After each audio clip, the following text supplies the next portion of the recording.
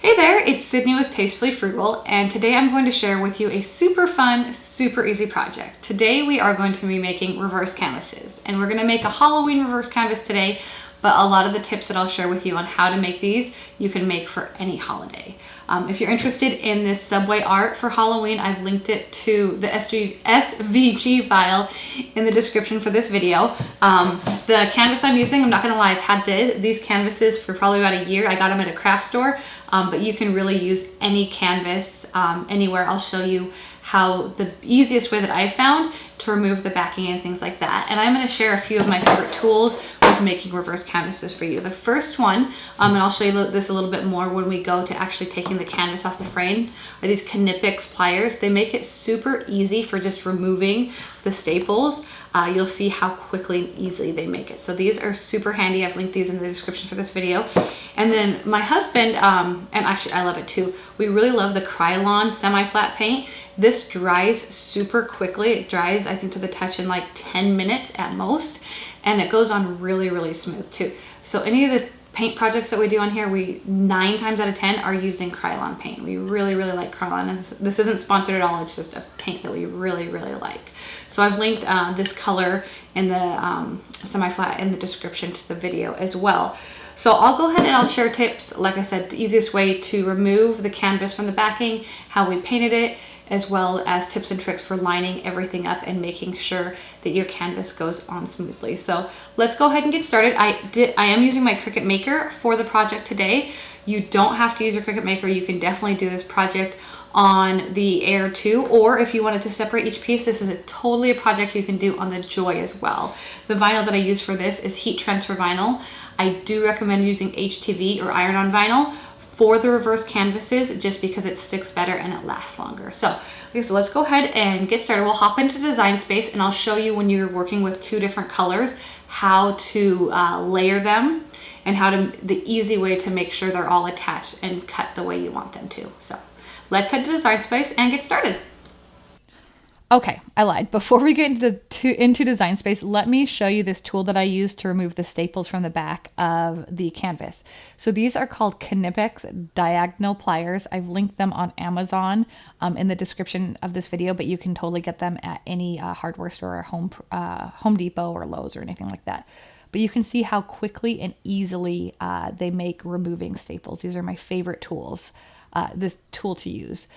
It is sped up, but this really only took me 2.5, maybe 3 minutes to get all the staples off. So I definitely recommend this tool if you are wanting to do reverse canvases. Once you have your canvas off your frame, you'll want to take your frame and paint it. Like I mentioned, we used Krylon semi-flat and we did 2 coats. We waited about 10 minutes in between each coat of paint.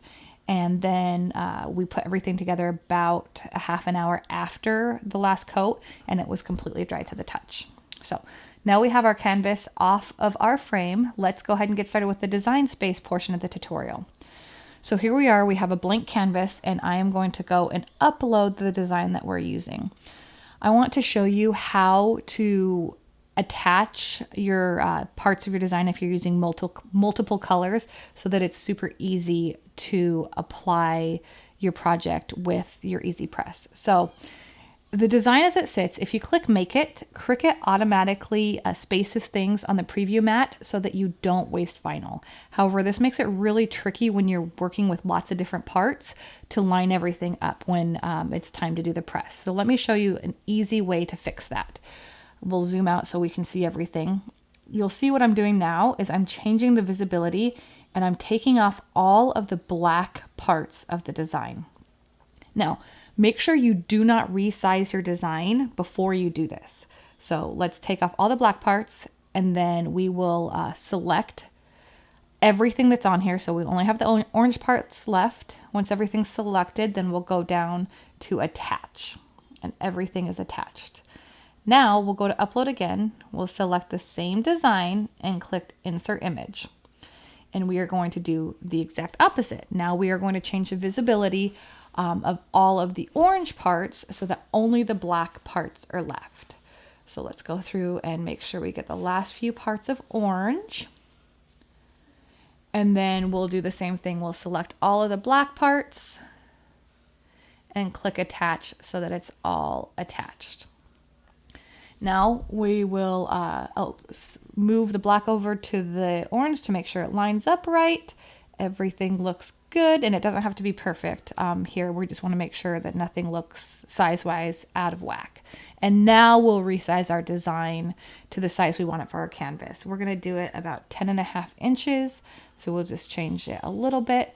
But now when we click Make It, you'll see that your design is laid out exactly how it's going to lay out on the canvas. So we will mirror both mats. Since we're working with HTV, we need the design to be mirrored. And then that is all it takes. Let's go ahead and cut our design and get weeding. All right, so we're going to start with the black HTV. I'm using Caesar Easy Weed HTV. I've linked it in the description of the video. We're just using black and orange.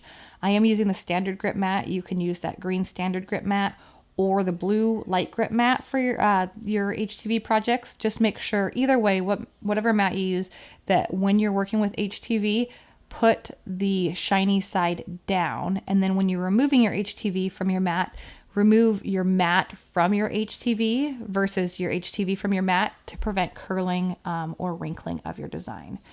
So now we're going to go ahead and cut the orange portion of our design, and then we will go and weed our design and press our design.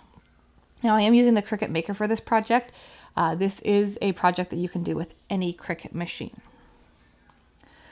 All right, when I like to weed designs, I always start, whether it's HTV or iron-on, I always start in the top left corner, and then I try to keep the vinyl that I'm weeding away as close to the backer sheet as possible. That way, if anything doesn't peel up, I can easily catch it before I ruin the design. So as you can see, it's not too hard to get these designs weeded. And then just use your weeding tool to get any of the center pieces that did not come up when you were removing the excess vinyl as a whole.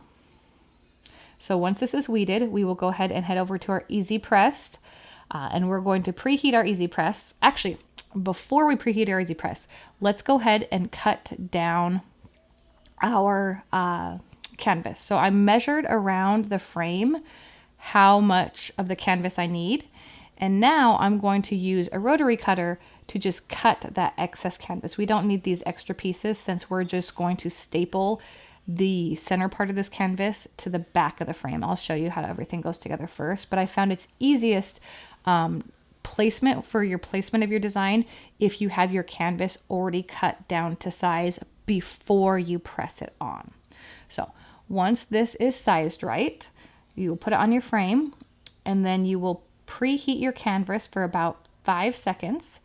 Lay your frame down again, put everything on the Easy Press mat, and then lay out your design. We're doing the orange design first since the black jack-o'-lantern goes on top. We always want that face to go on first. Once everything's lined up, we will remove our top layer, and then we're just pressing at 305 for 15 seconds. Because this is a larger design, I'm doing it in 2 separate presses. As you can see, sometimes the Easy Press 2's temperature goes down. It's not a problem at all. As you can see, the carrier sheet transferred or came off without a problem. Now we're lining up the black on top of the orange and pressing again 305 for 15 seconds. We're going to do the top half and then the bottom half just to make sure that everything is on there completely. Once that is done, we'll just peel off that backing sheet and line up our frame to make sure everything looks good. Now here's a trick to make sure that your canvas is lined up where you want it on the frame. Put an LED light under it just to make sure you have everything the way you like it. Next, I'm just using a staple gun, and I'm starting along the 2 edges, and then I will do the corners. And after I do the corners to attach the canvas to our frame, I will do the opposite 2 edges. You don't need to have a ton of staples on your design to have your design on there. This worked perfect for us. And your sign is done.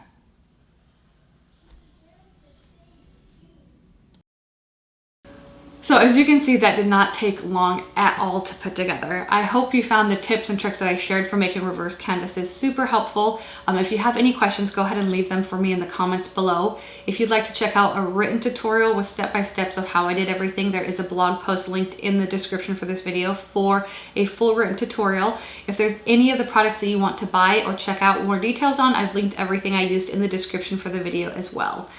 If you enjoyed this video, I'd love for you to give it a like and subscribe to Tastefully Frugal for more Cricut tips, tricks, and tutorials. Have a great day.